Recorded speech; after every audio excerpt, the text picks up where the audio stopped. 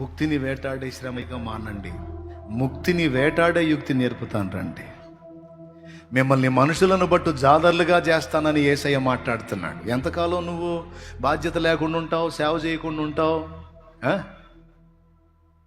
కనీసం ఒక చిన్న ప్రార్థనా బృందం అన్న నడపని స్థితిలో ఎలా ఉంటావు నువ్వు? నాకు అర్థం కాదు. సంవత్సరాలు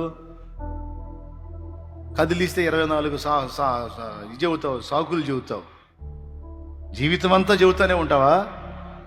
తెగించవా? దేవుని సేవ చేయవా? పరిచర్య చేయవా? చెయ్యాలి.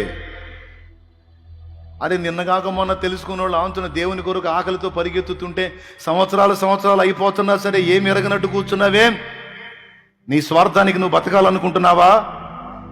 నీ సుఖానికి నువ్వు చూసుకుంటున్నావా? నీ కుటుంబ భద్రత నువ్వు చూసుకుంటున్నావా? నీ కళ్ళ ముందు ఎన్నో జీవితాలు నాశనం అయిపోతుంటే నీకేం చేము కుట్టినట్టు కూడా లేదా?